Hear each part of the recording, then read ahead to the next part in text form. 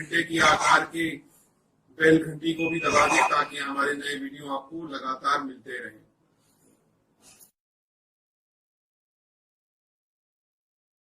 नमस्कार दोस्तों, धर्म रहस्य चैनल पर आपका एक बार फिर से स्वागत है। पिछले भाग में हम लोगों ने ईंटें फेंकने वाले भूत के बारे में जाना था, जिससे दिल्ली वाले काफी परेशान हैं। एक कॉलोनी जहां पर भूत ईंटें फेंक रहे हैं, ऐसा अनुभव हम लोगों ने पाया था। ये एक सच्ची घटना थी और इस पर अब आगे हमको क्या प्राप्त होता है इस अंतिम भाग में बताया गया है।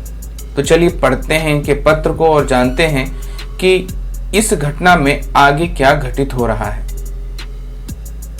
नमस्कार गुरु श्री सूरज प्रताप जी और धर्म रहस्य के सभी दर्शकों को मेरा नमस्कार। मेरा नाम अशोक कुमार है। मैं मंगोलपुरी नई दिल्ली से हूँ और यह कहानी जो ईंट फेंकने वाले भूत हैं, इसका मैं अंतिम भाग धर्म रहस्य चैनल को भेज रहा हूँ दिनांक इतने को, और यह कहानी सिर्फ धर्म रहस्य चैनल पर ही दी जा रही है और भविष्य में यह कहानी कहीं और प्रकाशित नहीं की जाएगी। सिर्फ मेरे गुरु श्री सूरज प्रताप जी को यह दी जा रही है और इस कहानी की समस्त जिम्मेदारी मैं अशोक कुमार लेता हूँ। मैं धर्म रहस्य के सभी दर्शकों से क्षमा चाहता हूँ कि यह कहानी भेजने में मैंने काफी देर कर दी है। जैसा कि मैंने पहले भाग में बताया था कि मेरा घर और मेरे दोस्त का घर दोनों अलग अलग एरिया में हैं। इस घटना को जानने के लिए मैं काफी ज्यादा उत्सुक था। मैंने अपने दोस्त के घर रात करीब 9 बजे जाने की सोची और मैं वहां पर पहुंच भी गया था।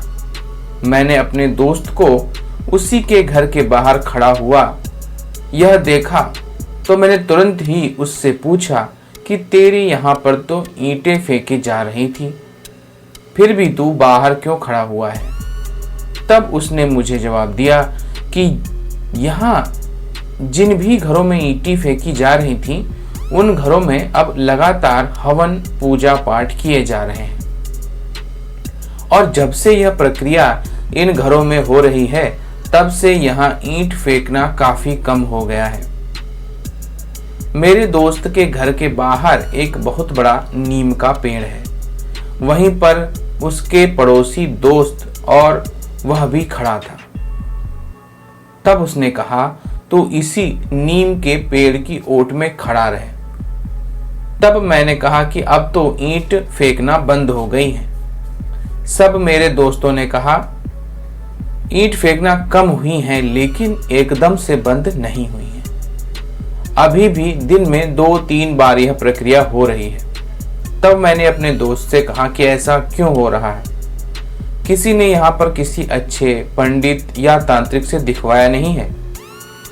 तब मेरे दोस्त ने कहा कि अभी बात जो है वो चल रही है किसी अच्छे तांत्रिक से दिखाने के लिए। तब मैंने कहा कि और क्या नई प्रतिक्रिया यहाँ पर हो रही है।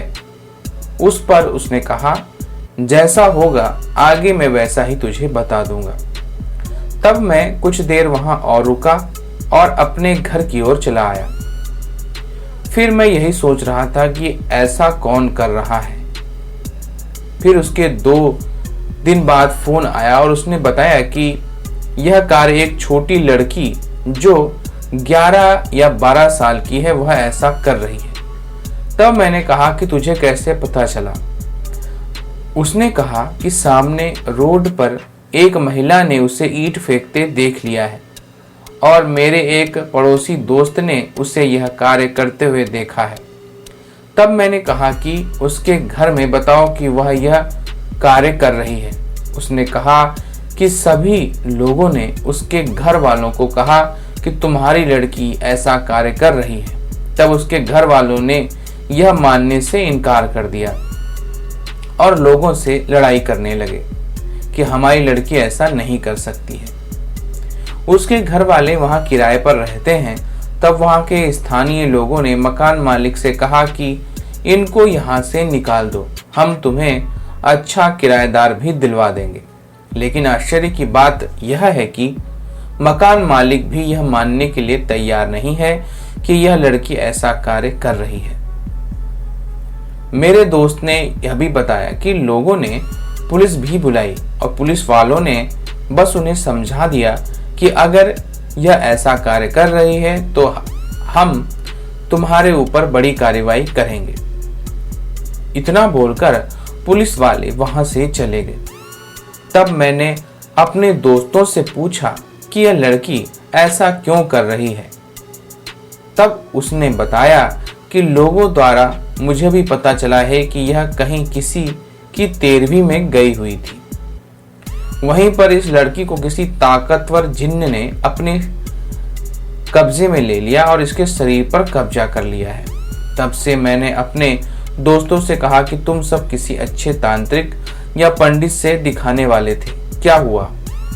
तब मेरे दोस्त ने बताया कि हमने जिस तांत्रिक को दिखाया था वह भी यही बताया कि इस लड़की पर जिन्न का साया है और उसने यह भी बताया कि यह जो कर रही है इसे करने दो, यह काफी ताकतवर चीज है, इसे छेड़ने की जरूरत नहीं है, यह अपने आप शांत हो जाएगी। मेरे दोस्त ने यह भी बताया कि उस तांत्रिक ने यह भी बताया है कि अभी तो सिर्फ यह ईंटें ही फेंक रही है, अब और कुछ गंदी चीजें फेंके जा सकती हैं। तब मेरे दोस्त ने कहा कि उस तांत्रिक की बात एकदम सही निकली, जैसा उसने बताया था वैसा ही हुआ। उसके बताने के कुछ ही दिनों बाद ही हमारे घर के छत पर लैट्रिन फेंकी गई और रोड पर भी लैट्रिन फेंकी गई थी, यानी जिसे हम लोग पखाने के नाम से जानते हैं, टट्टी जिसे कहा जाता है। यहाँ पर उसकी बात हो रही है। हम बहुत परेशान हो गए और किसी तरह उसको फिर साफ किया गया। तब हमारे घर वालों ने उनसे यह बात कही कि तब भी वह यह बात मानने को तैयार नहीं हुए। जब वहां के लोगों का काफी दबाव होने के कारण लड़की को किसी दूसरे एरिया में रहने के लिए भेज दिया गया। शायद उसके रिश्तेदार होंगे और मेरे दोस्त ने यह भी बताया कि शायद उसे जहां भेजा गया है वहां पर भी वह ऐसा ही कार्य कर रही होगी, लेकिन उसे कहां भेजा गया है हमें किसी को कुछ पता नहीं है। और उनके घर के लोगों द्वारा लड़ाई होने के कारण किसी ने उनसे पूछने की कोशिश भी नहीं की कि आखिर उस लड़की को भेजा कहां गया है। तब मैंने उनसे पूछा कि वह ऐसा कैसे कर रही थी कि हर किसी के घर में घुसकर पत्थर फेंके और लोगों को उसे यह कार्य करते हुए देखा नहीं। तब उसने भी बड़े आश्चर्य से जवाब दिया कि पता नहीं कैसे वह लोगों के घरों में जाकर पत्थर फेंक रही थी और लोगों को उसे पता न चल पा रहा हो और वो ना देख पाए। ईंट पत्थर फेंकते हुए यह प्रतिक्रिया 15 दिन लगातार चलती रही और किसी ने कुछ भी नहीं देखा। जब से यह पूजा पाठ किया गया है उसी के बाद से लोगों ने उसे क्यों देखा है यह बात भी मुझे समझ में नहीं आ रही थी। और यह लड़की पता नहीं कैसे ईंट फेंकने के बाद जहां लोगों की भीड़ होती थी वहीं पर खड़ी रहती थी। इतनी जल्दी पता नहीं कैसे यह लोगों की भीड़ में शामिल भी हो जाती थी। मेरे दोस्त ने यह भी बताया कि जब छतों से ईंटें उतारी जा रही थी उस वक्त भी काफी बार ईंटें फेंकी गईं, तब भी किसी ने कुछ नहीं देखा कि यह कार्य कौन कर रहा है। मैंने कहा ठीक है, आगे जो कुछ होगा मुझे बता देना। तब उसने कहा कि अगर वह लड़की यहाँ दोबारा से आएगी और जैसा भी होगा मैं तुझे बता दूंगा। मुझे इस कहानी को समाप्त करने में काफी समय इसलिए लग गया है गुरुजी कि यह लगातार वहां घटित हो रहा था और लोगों ने इस सच्ची घटना को घटित होते देखा था और मैं वही बताने के इंतजार में था कि इस कहानी के खत्म होने पर क्या संभव होगा और क्या असंभव। कहानी खत्म होने को बताना मैं चाहता था, इसीलिए कहानी भेजने में समय भी लग गया। और मेरे दोस्त कुछ दिन बाद मुझे फिर फोन करके यह बताया कि अब उस लड़की को गांव इलाज के लिए भेज दिया गया है। शायद उसे जिस एरिया में रहने के लिए भेजा गया था वहां पर भी वह यही कार्य कर रही थी, इसलिए उसे अब गांव भेज दिया गया है। और यह घटना कुछ ज़्यादा समय नहीं हुआ है, इसलिए अभी भी इसके बारे में किसी को जानकारी चाहिए तो सुल्तानपुरी जी ब्लॉक में जाकर इस घटना का पता लगा सकता है। बाद में कुछ समय बाद यह घटना एक कहानी के रूप में ही रह जाएगी। इस कहानी को मैं यहीं पर समाप्त करता हूँ।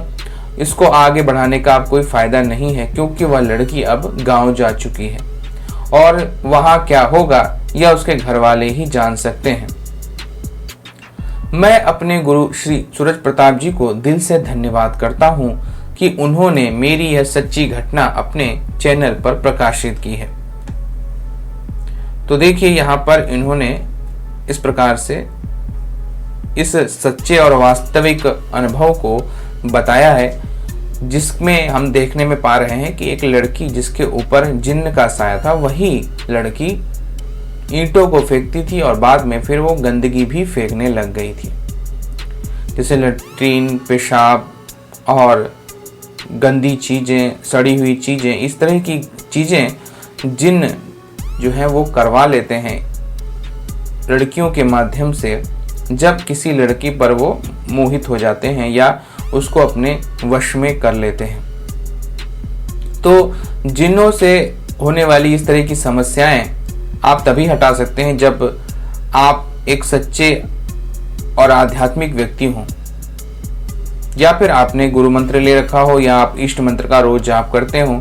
इस तरह की अगर कोई कन्या या स्त्री है तो उस पर इन चीजों का प्रभाव स्वतः ही नहीं पड़ता है। बाकी जिनके ऊपर पड़ जाता है या जिन्होंने कभी जाप नहीं किया, जब उनके अंदर आध्यात्मिक ऊर्जा नहीं है, उन लोगों को किसी अच्छे तांत्रिक या समझदार आध्यात्मिक पुरुष से मिलना चाहिए और उनसे इसके बारे में पता करना चाहिए कि किस प्रकार से वह इस समस्या से छुटकारा पा सकते हैं। और ऐसे व्यक्ति को आध्यात्मिक बनाने की पूरी कोशिश करनी चाहिए। पूजा पाठ और प्रार्थना सभाओं इत्यादि में जाकर अपना समय बिताना चाहिए, ताकि उसके अंदर कुछ सकारात्मक शक्तियां आए, क्योंकि सकारात्मकता का जवाब नकारात्मकता होती है, उसी तरह नकारात्मकता का पूरा जवाब सकारात्मकता मानी जाती है।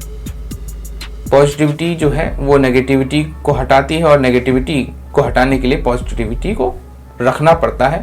तो इसीलिए ऐसी समस्या से अगर कोई ग्रसित है तो उसे सकारात्मकता की ओर बढ़ना चाहिए, पवित्र होना चाहिए, पूरी तरह से शुद्ध शरीर को अपने रखना चाहिए और आध्यात्मिकता, ईश्वर भजन इत्यादि करने चाहिए। और मैं पहले ही बता चुका हूँ, जो लोग धर्म से जुड़े हुए हैं, चाहे वो किसी भी धर्म के हों, अगर वो आध्यात्मिकता से जुड़े हुए हैं तो उन पर इन चीज़ों का प्रभाव नहीं पड़ता है। इसीलिए गुरु मंत्र जैसी चीज़ों को अवश्य ही लेना चाहिए और अपने जीवन को आध्यात्मिक बनाना चाहिए, ताकि बुरी शक्तियाँ आपके शरीर को देखते ही उसके अंदर एक वास्तविक ऊर्जा को जब महसूस करेंगी और पवित्र ऊर्जा को महसूस करेंगी तो वो आपके शरीर पर कभी कब्जा नहीं कर पाएंगे। तो यह था ईंट फेंकने वाले भूत का अंतिम भाग। अगर आपको यह वीडियो पसंद आया है तो लाइक करें, शेयर करें, सब्सक्राइब करें चैनल को अगर चैनल पर नए हैं तो। आपका दिन मंगलमय हो। धन्यवाद।